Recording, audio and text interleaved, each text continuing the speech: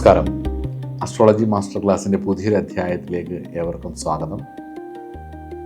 നമ്മൾ ഇന്ന് ചർച്ച ചെയ്യുന്ന നക്ഷത്രം എന്ന് പറയുന്ന പുണർദം എന്ന് പറയുന്ന നക്ഷത്രമാണ്. പുണർദം നക്ഷത്രത്തിന് ജൂപ്പിറ്ററാണ് സ്റ്റാർ ലോർഡ് എന്ന് പറയുന്ന ഒരു ഭാഗം മാത്രം എവിടെയാണ് മിഥുന രാശിയുടെ അവസാനം ഒരു പാദവും ബാക്കിയെല്ലാം പൂർണ്ണമായിട്ടും കർക്കിടകത്തിൽ മുക്കാൽ ഭാഗവും കർക്കിടകത്തിൽ കിടക്കുന്ന നക്ഷത്രമാണ് പുണർദം.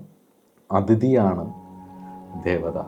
അതിഥി എന്ന് പറയുന്നത് 12 ദ്വാദശ ആദിത്യന്മാരുടെ മാതാവാണ്. കശ്യപ്രജാപതി എന്ന് പറയുന്ന ഋഷിയുടെ സേജ് കശ്യപൻ്റെ ഭാര്യയാണ് അതിഥി. അതിഥിയുടെ മക്കളാണ് വരുണൻ, മിത്രൻ, ആര്യമാൻ, ധാത, സവിതുർവരേണ്യം, സവിതാവ്, പൂഷാൻ, ഇന്ദ്രൻ, വിവാസ്വാൻ, ത്വസ്ത, വിഷ്ണു എന്ന് പറഞ്ഞു കഴിഞ്ഞാൽ വാമനമൂർത്തി. ഓണമൊക്കെ വരുന്ന കാലഘട്ടങ്ങളിൽ നമ്മൾ ആചരിക്കുന്ന ദേവത അതിഥിയുടെ പുത്രനാണ്. 12 ദ്വാദശാദിത്യന്മാരുടെ പ്രധാനപ്പെട്ട. അതുപോലെ തന്നെ കശ്യപ്രജാപതിയുടെ പുത്രന്മാരാണ് സർപ്പങ്ങളും. അനന്തൻ, വാസുകി, തക്ഷകൻ, കാർക്കോടകൻ, പത്മൻ, മഹാപത്മൻ, ശംഖുപാലൻ, കുളികൻ തുടങ്ങിയിട്ടുള്ള അഷ്ടനാഗങ്ങളും അതുപോലുള്ള നവനാഗങ്ങളെല്ലാം തന്നെ കശ്യപ്രജാപതിയുടെ ഭാര്യയായിട്ടിരിക്കുന്ന അതിഥി ദേവിയാണ് പുണർദം നക്ഷത്രത്തിൻ്റെ. ഇതപ്പോൾ ഒരു മാതൃ സ്വഭാവമുള്ള ഒരു നക്ഷത്രമാണ് പുണർദം എന്നുള്ളതാണ് ബേസിക് ഇതിൽ പറയുന്നത്. പിന്നെ ജൂപ്പിറ്ററാണ് സ്റ്റാർ ലോർഡ്. ഇപ്പോൾ ദൈവീകത ഉറപ്പായിട്ടും ഉണ്ടാവും. കതിരാണ് സ്ഥാനം എന്നുള്ളതുകൊണ്ട് നെൽക്കതിരുകളൊക്കെ വിരിഞ്ഞിരിക്കുന്ന സ്ഥലങ്ങളൊക്കെ ആണ്. ചൂണ്ടുവിരൽ, ശരീരത്തിൻ്റെ ഭാഗം പ്രധാനമായിട്ടും ചൂണ്ടുവിരലാണ്. മുളയാണ് വൃക്ഷം. നാഗമാതാവായിട്ടുള്ള അതിഥിയുടെ നക്ഷത്രമായ പുണർദമായതുകൊണ്ടായിരിക്കാം പലപ്പോഴും ആയില്യമുള്ള സ്ഥലത്ത് വീട്ടിൽ പുണർദമുണ്ടെങ്കിൽ, ആയില്യമുള്ള വീട്ടിൽ മകമുണ്ടെങ്കിൽ, ആയില്യത്തിന് പകരം മകമുണ്ടെങ്കിൽ ഒരു കുഴപ്പമുണ്ടാവില്ല, അല്ലെങ്കിൽ മുള വെച്ചാൽ മതി എന്നൊക്കെ പറയുന്നത്. എനിക്കതിനെപ്പറ്റി വലിയ ധാരണയില്ല. നമുക്ക് ചുമ്മാ ദേശാചാരം മാത്രമാണ്. മുള വെക്കുന്നതിന് അതിൽ വലിയ അർത്ഥമുണ്ടെന്ന് എനിക്കറിയില്ല. അത് ദേശാചാരമാണ്, നിങ്ങളത് നോക്കുക. ഞാൻ വേറെ എങ്ങും അത് കണ്ടിട്ടില്ല. പക്ഷേ അങ്ങനൊരു ഇതുണ്ട്. മുളയാണ് എന്തായാലും പുണർദത്തിൻ്റെ വൃക്ഷം. അതുകൊണ്ട് ബാമ്പു ഒക്കെ വീട്ടിൽ വെച്ച് പിടിപ്പിക്കുന്നത് വളരെ നല്ലതായിരിക്കും. നിങ്ങൾ പൂച്ചയാണ് മൃഗം, ചെമ്പോത്താണ് പക്ഷി, ദൈവഗണത്തിൽപ്പെട്ട ഇതാണ്, സ്ത്രീയോനിയാണ്. അപ്പോൾ സ്ത്രീയോനി നക്ഷത്രമാകുമ്പോൾ പൊതുവെ ഒരു ഫീമെയിൽ നേച്ചർ, ഇമോഷണൽ നേച്ചറുള്ള സ്റ്റാറാണ് എന്നുള്ളതാണ്. ദക്ഷിണാചാരിയാണ്, മണിസദൃശ്യമായിട്ടുള്ളൊരു സ്വരൂപമാണ്, ഊർദ്ധമുഖമായിട്ടുള്ള നക്ഷത്രമാണ് പുണർദം. ഊർദ്ധമുഖ നക്ഷത്രമാണ്, ചരചലനമായിട്ടുള്ള നക്ഷത്രമാണ്, ശുഭനക്ഷത്രമാണ്. ഈ പുണർദം നക്ഷത്രത്തിലൊക്കെ പ്രശ്നം വരുന്നത് പല വിഷയങ്ങളും ദൈവീകമായിട്ടുള്ള കാര്യങ്ങളെ ചിന്തിക്കാൻ വേണ്ടിയും കൂടിയാണ് എന്നുള്ളതാണ്. അതുപോലെ തന്നെ വിഷകടി നക്ഷത്രത്തിൻ്റെ 30ാമത്തെ നാഴിക മുതൽ 34ാമത്തെ നാഴിക വരെയാണ് വിഷം. എന്നാൽ ഉഷ്ണശിഖ വരുന്നത് 7:30 മുതൽ 15 നാഴിക വരെയും, അമൃതകടി വരുന്നത് 54 മുതൽ 58 നാഴിക വരെയുമാണ്. ഇതിൻ്റെ ദോഷവശങ്ങൾ, അമൃതകടി നല്ലതാണ്, 54 മുതൽ 58 നാഴിക വരെയുമാണ് കിടക്കുന്നത്. ശുഭാപ്തി വിശ്വാസവും നന്മയുമുള്ള ഒരു നക്ഷത്രമാണ്. പൊതുവെ മറ്റ് ദോഷങ്ങളൊന്നുമില്ലെങ്കിൽ ശുഭാപ്തി വിശ്വാസവും നന്മയുമുള്ള ഒരു നക്ഷത്രമാണ്. ജന്മനാ ഒരു പോസിറ്റീവ് മനോഭാവം ഇവർക്കുണ്ടാവും എന്നുള്ളത് സംശയമില്ല. മറ്റുള്ളവരിൽ നന്മ കാണാനും ക്ഷമിക്കാനും ഒക്കെ സാധിക്കുന്ന ആൾക്കാരാണ്. അതുപോലെ തന്നെ ഇവരുടെ സാമീപ്യം മറ്റുള്ളവർക്ക് വളരെ സന്തോഷമായിട്ടൊക്കെ തോന്നുന്നതും ആണ്. വീണ്ടും തുടങ്ങാനുള്ള റെസിലിയൻസ് കപ്പാസിറ്റി, അതായത് ഒരിടത്ത് ജീവിതത്തിൽ എത്ര വലിയ തിരിച്ചടികൾ നേരിട്ടാലും ഇവർ തളരില്ല. അപ്പോൾ 0യിൽ നിന്ന് സ്റ്റാർട്ട് ചെയ്യാൻ, 0ത്തിൽ നിന്ന് വീണ്ടും തുടങ്ങി വിജയിക്കാനുള്ള മാനസികവും ശാരീരികവുമായിട്ടുള്ളൊരു കപ്പാസിറ്റി നമുക്ക് ഇവരെ കാണുമ്പോൾ തോന്നും ഇവരെ കൊണ്ട് ഇതൊക്കെ പറ്റുമെന്ന്. പക്ഷേ ഇവരത് പറ്റും, അവർ ചെയ്യും. അറിവിനോടുള്ള താല്പര്യം, ഗുരുവിൻ്റെ സ്വാധീനം കാരണം ഇവർക്ക് പുതിയ കാര്യങ്ങൾ അറിയാൻ, ജ്ഞാനം അതിൻ്റെ കാരകനായിട്ടുള്ള ഗുരുവാണ്. ഗുരു ഉച്ചം വരുന്ന സ്ഥലവും കൂടിയാണ് പുണർദം നക്ഷത്രം. അപ്പോൾ അതുകൊണ്ട് തന്നെ പഠിക്കാനുള്ള അറിവ്, പഠിപ്പിക്കാനുള്ള കഴിവ്, അതിയായ ആഗ്രഹം, നല്ല അധ്യാപകരും അതുപോലെ ഉപദേശകരും ഒക്കെ ആവാൻ ഇവർക്ക് കഴിയും. അത്യാവശ്യം നല്ല വിഷയങ്ങളെ പഠിച്ചെടുക്കാനുള്ള കപ്പാസിറ്റി ഉണ്ടാവും. യാത്രാപ്രിയരായിരിക്കും. പ്രത്യേകിച്ച് തീർത്ഥാടനങ്ങളെ വളരെയധികം സ്നേഹിക്കുകയും യാത്രകളിൽ പുതിയ പുതിയ അറിവുകൾ നേടിയെടുക്കാൻ കഴിയുകയും ചെയ്യും. കരുണയും സംരക്ഷണ മനോഭാവവും ഇവർക്കുണ്ടാവും. ദേവമാതാവായിട്ടുള്ള അതിഥിയുടെ സ്വാധീനം കാരണം അതിഥിയുടെ നക്ഷത്രം ആ ഒരു മാതൃകല, പ്രത്യേകിച്ച് കുടുംബാംഗങ്ങളോടും സ്നേഹിക്കുന്നവരോടും മക്കളോടും സുഹൃത്തുക്കളോടും ഒക്കെ ഒരു പ്രത്യേക സ്നേഹവും അനുകമ്പയും ഒരിത് ഇവർക്കുണ്ടാവും എന്നുള്ളതിൽ ഒരു സംശയവും എനിക്കില്ല. കാരണം എന്ന് വെച്ചാൽ എനിക്കതറിയാവുന്ന, കാരണം പലരെയും പുണർതക്കാരെ പലരെയും എനിക്ക് അറിയാവുന്നത്, എനിക്ക് മനസ്സിലായതൊരു കാര്യം അവർക്ക് ആ ഒരു സ്നേഹവും കരുതലും, ഇവർ സ്നേഹിക്കുന്നവരോടൊരു സ്നേഹവും കരുതലും ഉണ്ടായിരിക്കും എന്നുള്ളതാണ്. ബാഡ് എഫക്റ്റ് ആൻഡ് ചലഞ്ചസ് ഈ നക്ഷത്രവുമായി ബന്ധപ്പെട്ടിട്ട് എനിക്ക് തോന്നിയിട്ടുള്ള ചില കാര്യങ്ങളോട് ഇവിടെ സൂചിപ്പിക്കാം. പൂർണ്ണമായിട്ട് ഈ ഒരു നക്ഷത്രത്തെക്കുറിച്ചുള്ള വിശകലനം നിങ്ങൾക്ക് അറിയണമെന്നുണ്ടെന്നുണ്ടെങ്കിൽ, മനസ്സിലാക്കണം എന്നുണ്ടെങ്കിൽ, പുണർതം എന്ന് പറയുന്ന നക്ഷത്രത്തെക്കുറിച്ച് ഞാൻ പറഞ്ഞിട്ടുള്ള ഒരു വീഡിയോ നമ്മുടെ ചാനലിലുണ്ട്.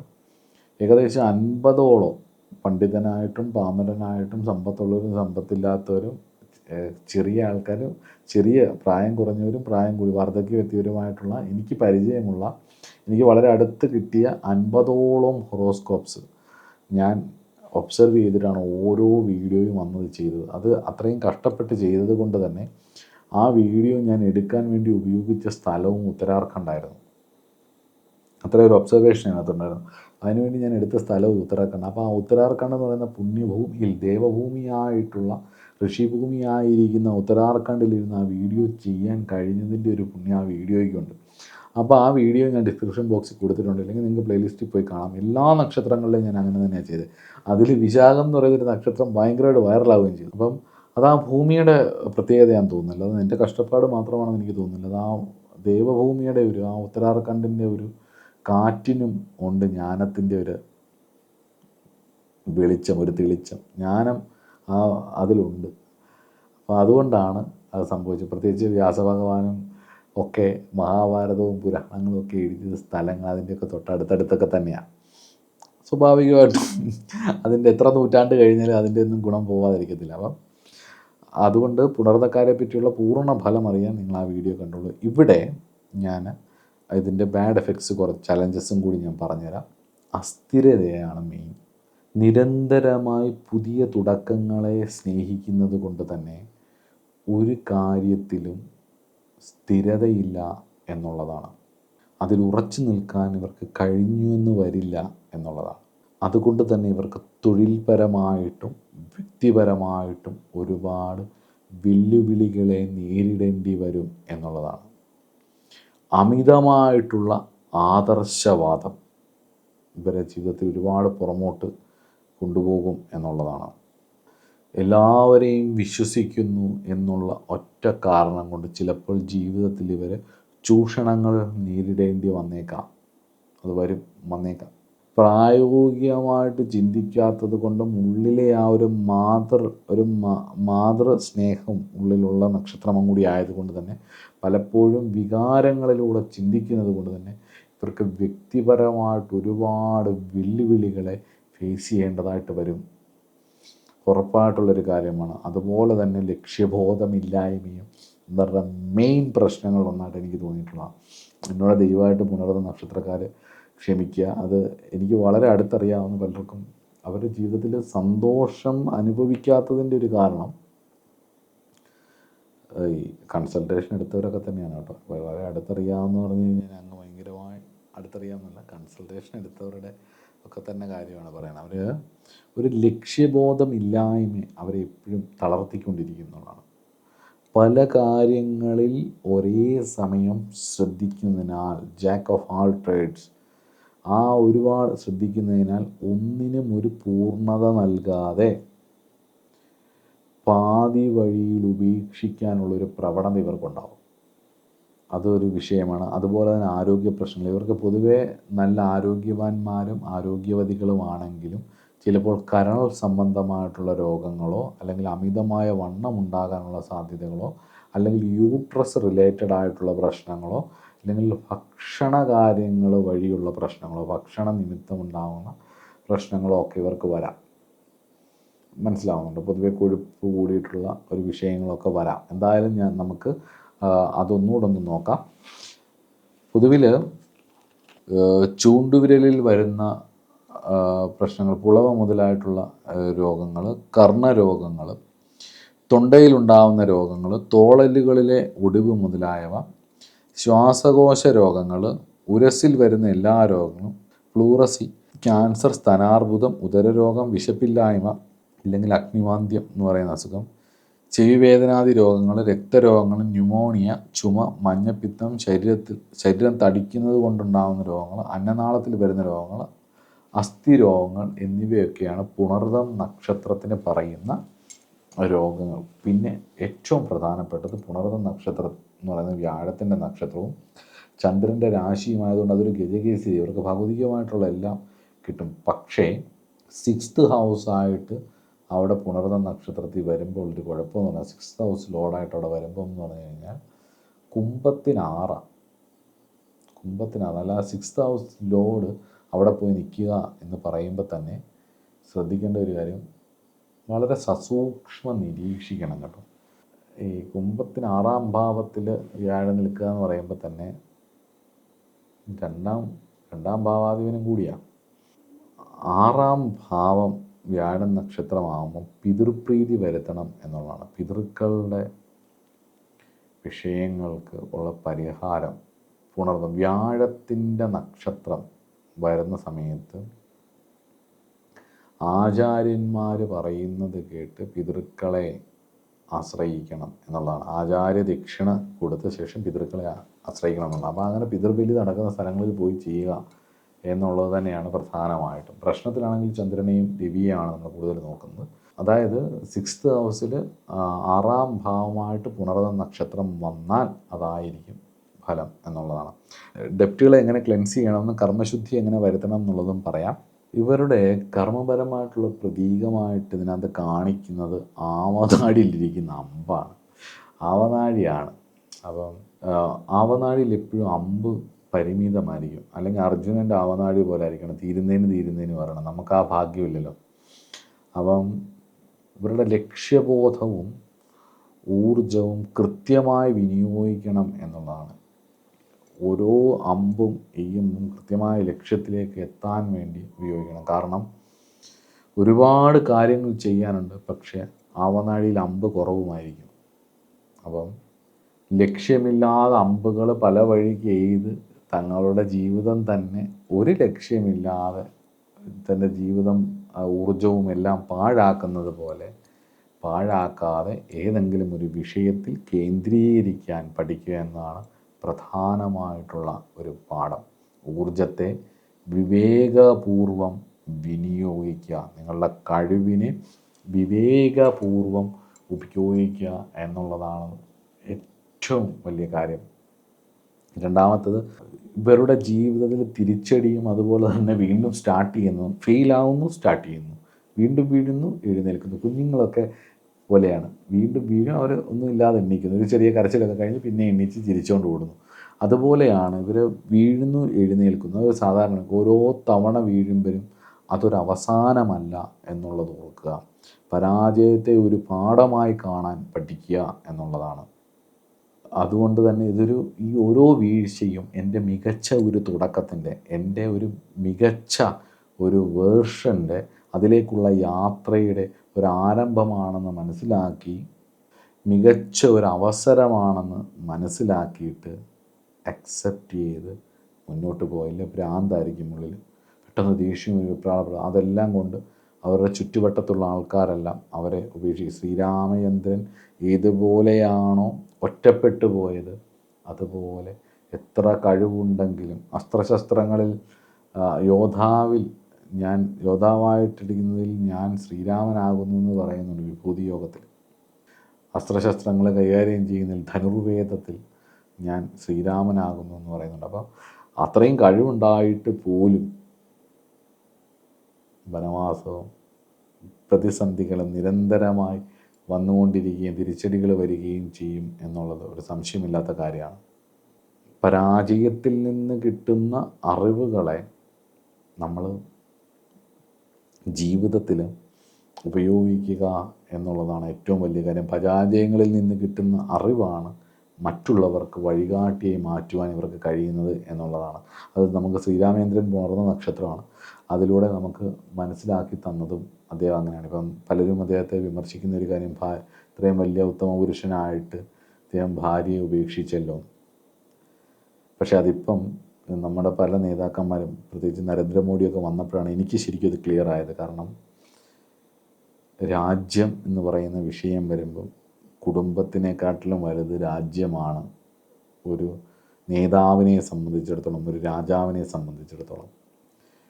രാജ്യത്തിനെക്കാട്ടിലും കൂടുതൽ പ്രാധാന്യം കുടുംബത്തിൽ കൊടുക്കുന്ന ഒരുപാട് പേര് എങ്ങനെയാണ് അഴിമതിക്ക് കാരണമാകുന്നത് എന്നുള്ളതും നമുക്കൊരുപാട് നമ്മുടെ ചുറ്റുവട്ടത്ത് അനുഭവങ്ങളുണ്ട്. ഞാനൊരു പാർട്ടിയുടെയും വ്യക്താവല്ല കേട്ടോ. ഞാനതെടുത്ത് പറയുന്നത് എന്ന് വെച്ച് കഴിഞ്ഞാൽ, നമ്മളിപ്പോൾ അടുത്ത് കാണുന്ന ഒരു നേതാക്കന്മാർ ഒരുപാട് പേരെ കാണുന്നുണ്ട്, പലരെയും ഇഷ്ടമാണ്. പക്ഷെ എന്നാൽ പോലും എങ്ങനെയാണ് ഒരു ലീഡർ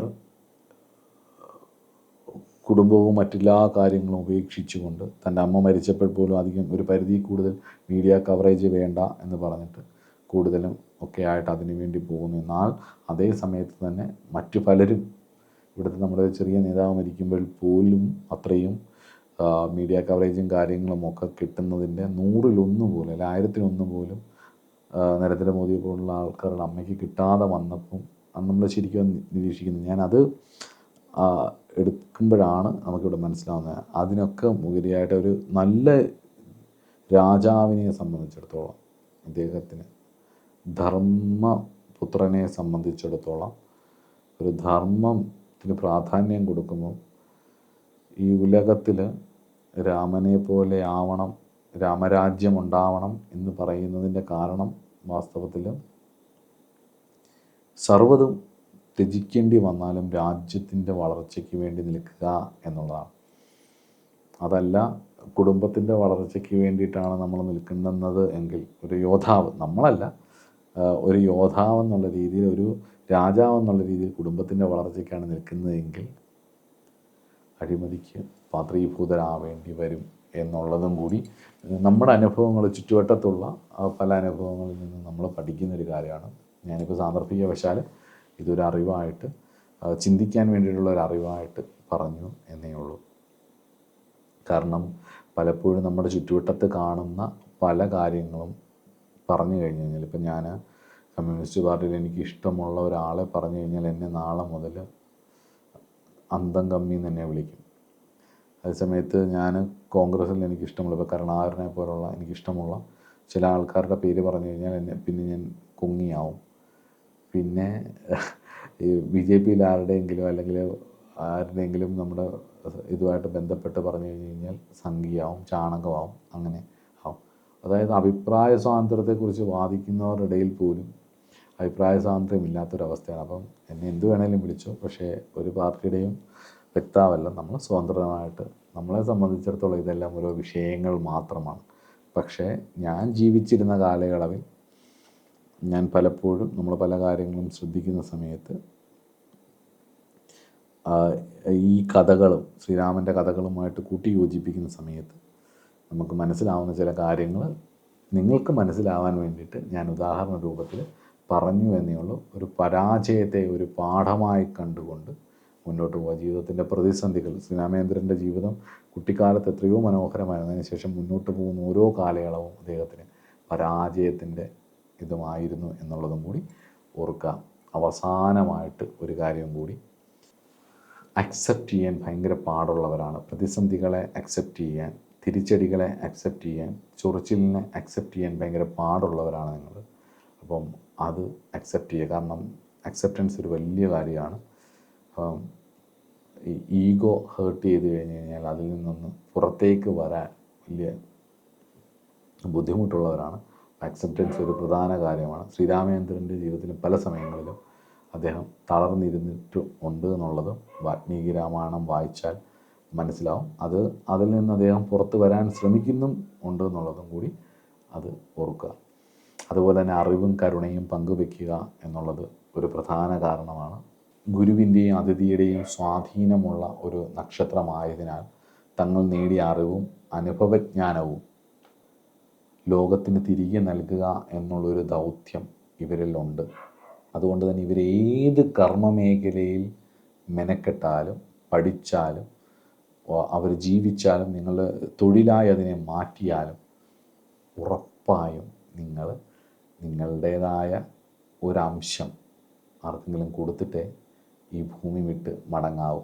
ഒരു നല്ല ഉപദേശകനോ അധ്യാപകനോ സംരക്ഷകനോ ആയി മാറാൻ സാധ്യതയുള്ള ഒരു നക്ഷത്രമാണ്. ജീവിതത്തിൽ വെളിച്ചു നിറയ്ക്കുവാനും തങ്ങളുടെ യഥാർത്ഥ കർമ്മപാത എന്താണെന്ന് കണ്ടെത്തി മുന്നോട്ട് പോകാനും സ്പിരിച്വൽ റെവല്യൂഷൻ ഉണ്ടാക്കാൻ കപ്പാസിറ്റിയുള്ള, അല്ലെങ്കിൽ സ്വയം സ്പിരിച്വൽ ആയിട്ട് ഉയരാൻ കപ്പാസിറ്റിയുള്ള ഒരു നക്ഷത്രക്കാരാണ് പുണർദം എന്നുള്ളതുണ്ട്. അപ്പോൾ പുണർദത്തിൻ്റെ ദോഷങ്ങളും കാര്യങ്ങളും ഒക്കെ ഞാൻ പറഞ്ഞു.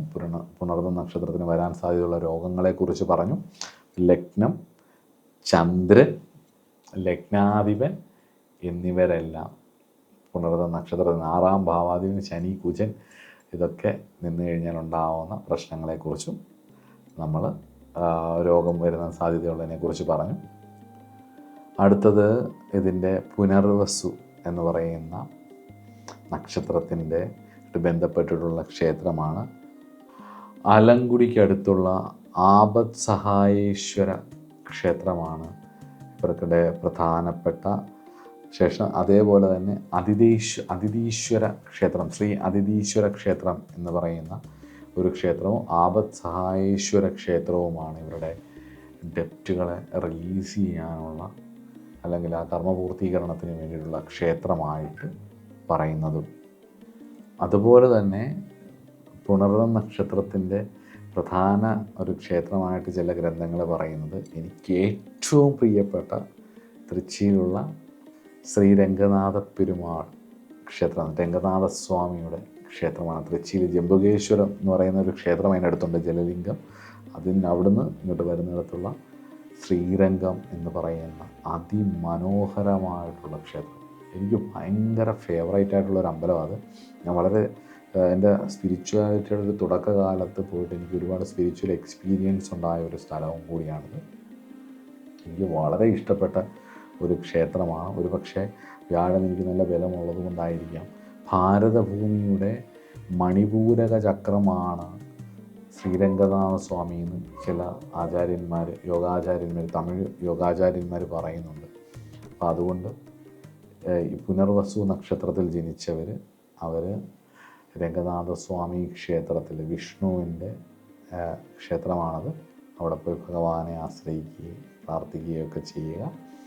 അപ്പം ഈ 3 ക്ഷേത്രമാണ് ഏറ്റവും പ്രധാനപ്പെട്ട ക്ഷേത്രം.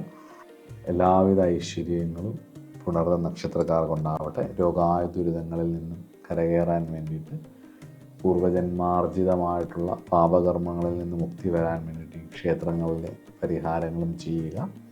അതോടൊപ്പം തന്നെ നല്ല ഫുഡ്, ഒരു ഹെൽത്തി ഫുഡ് ഹാബിറ്റ്, യോഗ തുടങ്ങിയിട്ടുള്ള കാര്യങ്ങൾ, നല്ലൊരു ജീവിത രീതി, നല്ല ഉറക്കം, ഇതെല്ലാം വന്ന് സ്വസ്ഥമായിട്ട് സമാധാനമായിട്ടിരിക്കുക.